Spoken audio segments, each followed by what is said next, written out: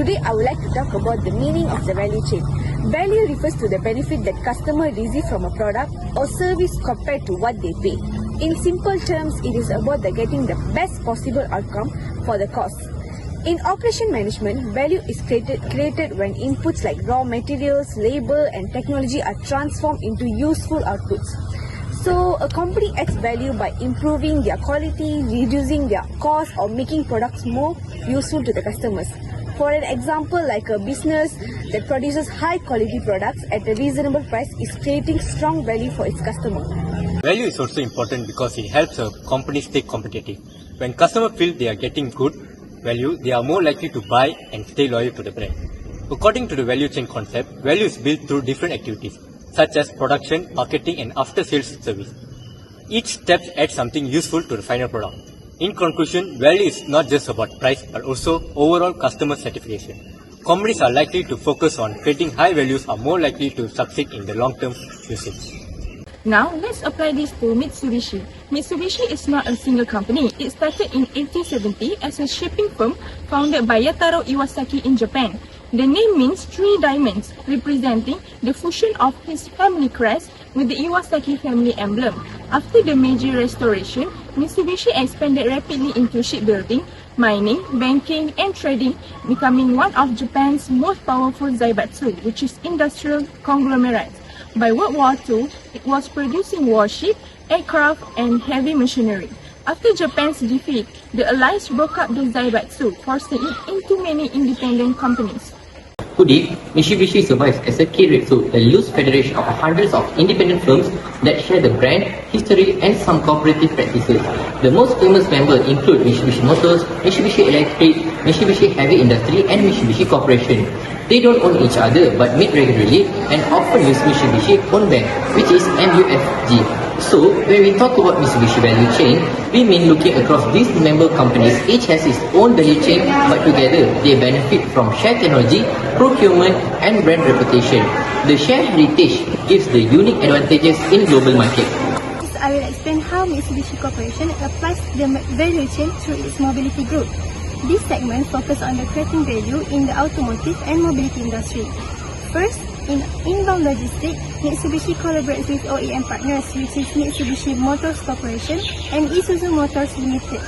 This collaboration to secure vehicles and parts to ensure a stable supply of automotive products. Next, in operations, Mitsubishi manages production coordination, regional distribution networks, and business platforms across multiple countries. This includes expanding in presence in Asia market in 11 countries. Moving to outbound logistics, Mitsubishi distributes vehicles through multiple brand dealers and export cars to international markets. This allows efficient delivery of vehicles to customers worldwide.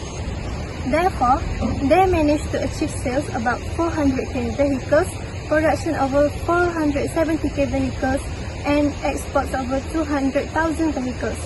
Finally, in the service stage, Mitsubishi creates additional value by leveraging our extensive industries networks and customer touchpoints such as after-sales vehicles, which is maintenance, and next-generation mobility service like EV solutions.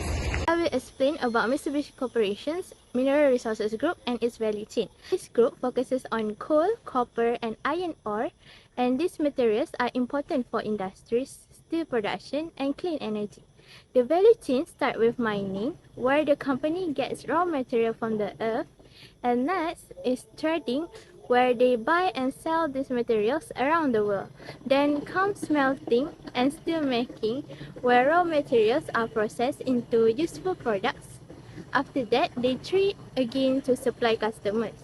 Finally, the last step is manufacturing, where materials are made into final products.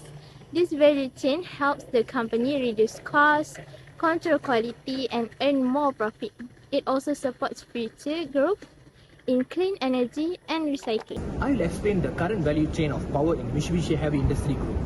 So the value chain starts with the energy production, where the MHI develop advanced technologies such as gas-driven renewable system and also hydrogen or ammonia-based power generation, so to ensure efficient and low carbon energy supply. Next is engineering and infrastructure development, where MHI design, build and upgrade power plants and energy system. So So including nuclear, thermal and renewable facilities. Then it's come for the integration and operation where MHI provide a complete solution by combining the power system, digital technology and also the smart infrastructure to ensure the stable and optimized energy delivery. So after that is about maintenance and service, where the company support long-term operation through its maintenance, upgrade and efficiency improvement of power facilities. And finally, MHI extends its value chain into energy transition solutions, including hydrogen ecosystem and also carbon capture, covering production and also the storage, transportation and utilization to achieve the carbon neutrality. So overall, MHI value chain is integrated from generation to sustainability, which focusing on reliable energy and also the low carbon future.